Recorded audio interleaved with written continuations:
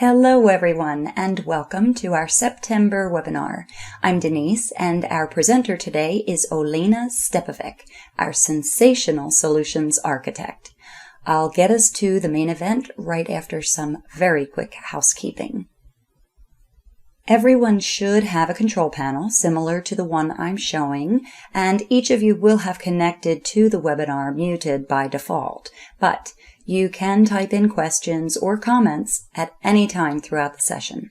Enter them right where you see the red arrow pointing, and we'll address them in the order received during the Q&A. Also, as you exit today's session, many of you know a 2-question survey will pop up automatically. We are always very grateful for any feedback you do take a moment to provide. Finally, as soon as the recording of today's session is published, I will send our encore email. The blue Go to Replay button will take you directly to the webinar replay page. Any questions along with their answers will be posted just beneath the video. That's it for housekeeping, so let's welcome back Olena. Throughout the year, we had a series of webinars about various QAD modules and functions. Our amazing Don Lindsay has shown and explained how you can manage inventory, maintain business relations data, use supply chain functions, production orders, and many more. You can review recordings of all our past webinars on our website. For today's webinar, we decided to take an order fulfillment business process and map it on QAD functions. Our process involves one business unit ordering products from another business unit in response to customer demands. We will show how you can implement it in QAD using standard QAD functionality and one of 32 soft tools. Different companies use different names for this process. Some call it back-to-back orders. There are also names business to business and business to consumer, but these two terms are now more associated with e-commerce. QAD has its own name for it, Enterprise Material Transfer, or EMT. We ran a survey among our customers, and most of the respondents call it either EMT or intercompany orders. Therefore, we will use these two terms interchangeably. The scope of order fulfillment business process and its implementation varies from company to company. Today we will look at 3 different scenarios. In each of them we will have at least 2 separate legal business units. Let's call them primary business unit or PBU and secondary business unit or SBU. These are also the names used by QAD for EMT. Primary business unit has a warehouse that maintains certain stock levels and ship to customers. PBU may or may not have its own manufacturing capacity, but at least some products are either not manufactured here or also manufactured at a secondary business unit. PBU identifies the replenishment needs and places purchase order to SBU, the supplier.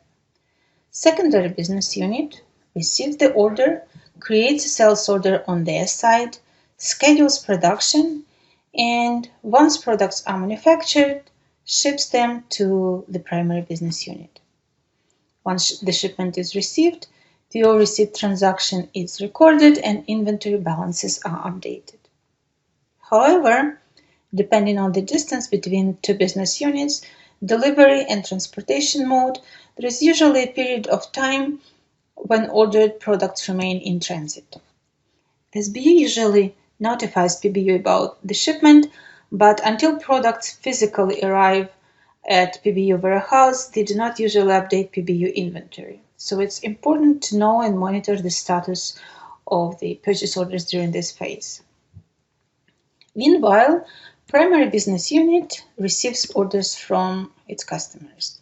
They are fulfilled from PBU warehouse once the ordered quantity becomes available for shipment. The process is often streamlined, and for the items manufactured by the secondary business unit, purchase order is immediately follows customer sales order.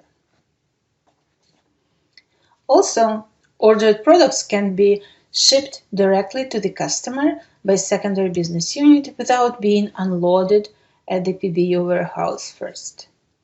The communication between business units can be done via EDI using 32Soft Intercompany Transactions Data Loader. I will show you shortly how, or can be all manual. For example, by sending emails, receiving them on another side, creating corresponding sales orders, and then the same in the opposite direction. This is quite a common process for businesses with manufacturing facilities distributed around the globe. Often there could be more than one secondary business unit or supplier. The process will change if order fulfillment is done by a third-party logistic company. It will handle customer orders, warehousing, shipments, and transportation. But business will be receiving payments from customers and need to maintain detailed customers' accounts. This could be done by converting shipments or invoicing details provided by the 3PL company into the sales order and processing them to maintain and update customer balances. These different scenarios can be implemented with standard QAD functionality, no customizations required, by using Intercompany Transactions Data Loader. Many of you may be familiar with 32Soft Data Loader's concept, where Excel is used as a user interface and QAD database is accessed by the authorized users to manage data through the pre-programmed action buttons. The same concept is used for this tool. Access to certain QAD functions, for example, sales order maintenance for primary and secondary business unit, may be shared or limited to the users at those business units only. Dashboard in the Inventory Transaction Data Loader gives a detailed information about open orders and their statuses for each supplier or business unit. I can retrieve this information from QAD database by entering supplier code and some additional selection criteria. Supplier code is the code for your secondary business unit as it is defined in your primary database. There could be more than one business unit to which you place orders, and in this case you'll have multiple suppliers code. I will enter mine.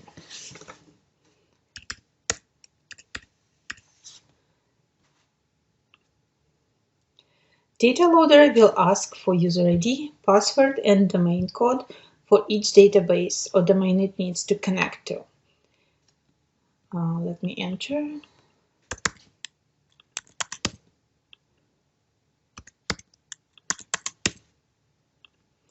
If authentication is successful, details of all open orders for the selected supplier are downloaded. This includes quantity open, quantity ordered, any in transit, quantity received. You can see the required shipment date and also sales order number assigned in the secondary business unit. If I have access to SBU, I can also retrieve details of sales orders and their statuses from there. There is a number of checks for order discrepancies between two business units. For example, if quantities ordered or required shipments and sales order due dates do not match, order line on the dashboard will be highlighted. I have an example for this where quantity at the primary business unit is 25 and in secondary it's 20 due to some reasons. These checks allow not only monitoring status of the orders but also monitoring for any unauthorized changes or discrepancies. Now let's go through order fulfillment process. The order to SBU can be triggered by inventory level replenishment needs. This will be then intercompany purchase order. It can be created or modified through QAD in PO maintenance function or directly from Excel using non-EMT PO create or non-EMT PO update tabs. I will create a new intercompany purchase order through Intercompany Transactions Loader. We'll use as a template one of the existing POs for this supplier.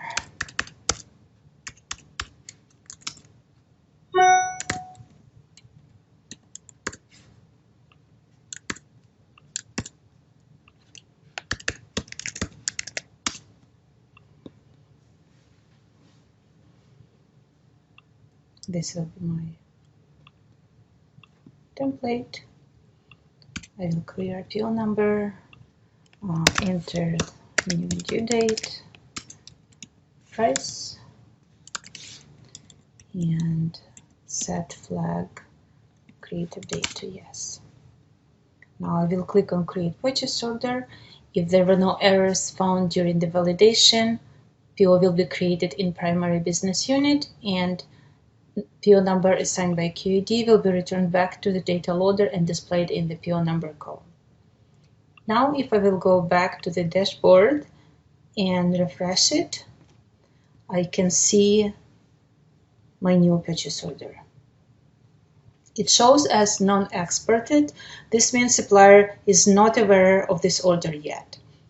If EDI transactions for PO export is configured in QAD, I can just wait until EDI gets processed and secondary database is updated with new sales order. The benefit of Intercompany Transactions Data Loader is that I do not need to have EDI to automatically create sales order in SBU database.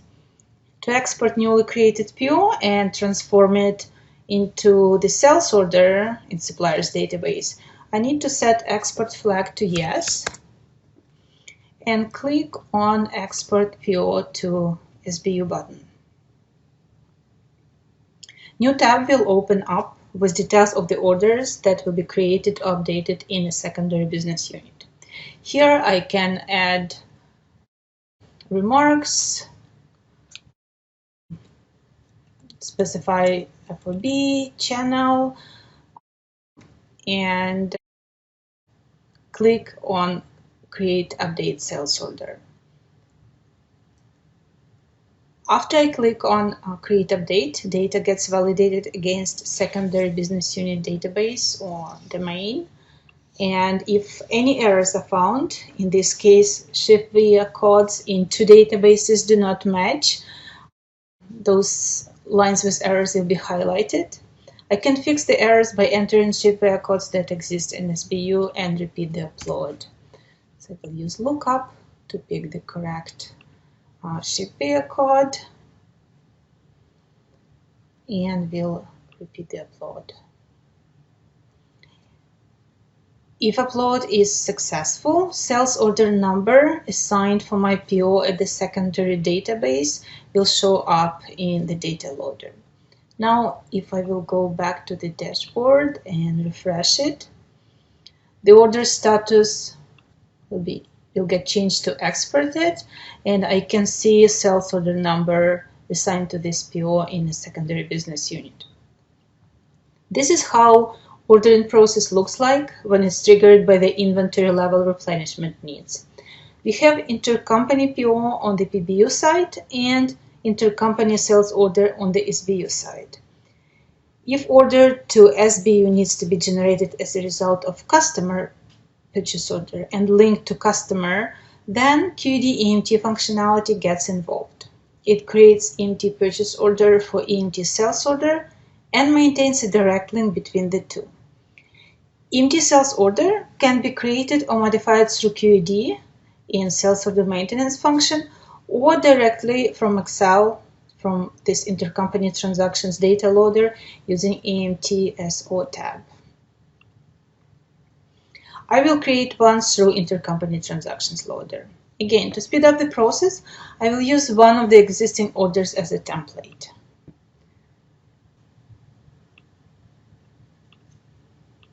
I will clear sales order number, let QAD assign due date, specify supplier code, and I need to also specify whether this customer will receive ordered quantity directly from the supplier on my secondary business unit, or it will be shipped to the primary business unit warehouse first and then transshipped to the customer. I will pick direct shipment option. We'll leave the rest information as is, just change the due dates.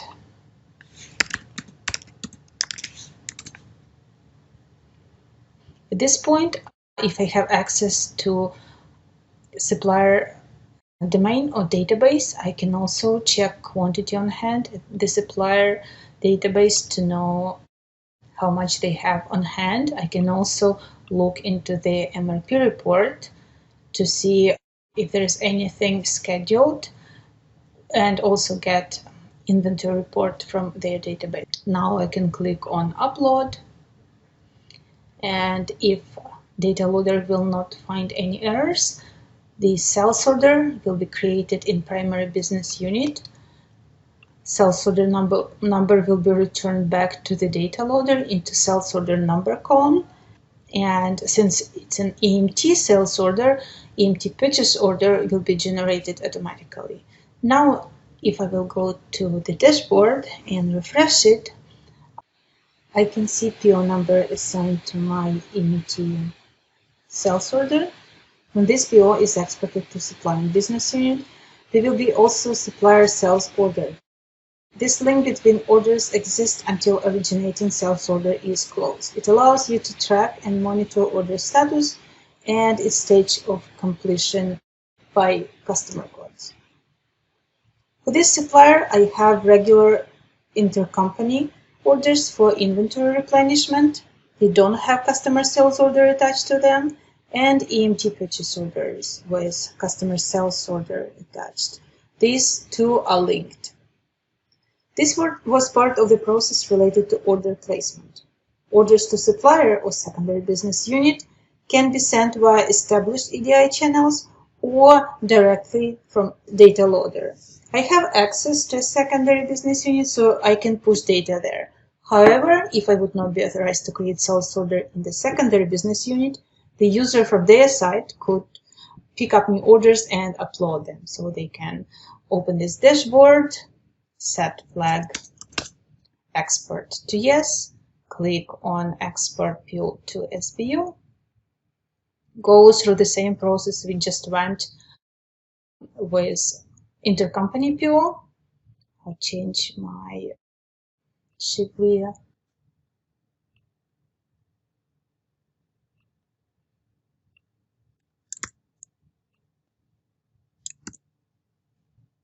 Click on create update sales order. Sales order have been updated in secondary business unit. This is the sales order number assigned. And again, when I get back to the dashboard, I can see the sales order status exported. Now let's see how we can check for order shipment from secondary business unit and monitor in-transit quantities. First, by obtaining sales order details from secondary business unit, we can see quantity ordered, allocated, and shipped. So here I see quantity shipped and nothing in transit quantities. So I can click on Get Shipment to bring back into primary business unit all the in-transit quantities. This is unprocessed shipper. I will click on PO shipper, and this will create PO shipper in primary database and will update my in-transit quantities. So I will refresh PO report on the dashboard, and now I can see updated in-transit quantities. When in-transit shipments reach warehouse, I can record PO receipts. Here I need to leave only the receipts that I need to process. Click on Receive All. Now if I will go back to the dashboard and refresh it, my in-transit quantity now shows as received and PO status is closed. This sales order has direct shipment type. So when receipt is recorded, shipment to the customer automatically processed by QAD in the database. What remains is to print and post invoices to close orders and update customer balances.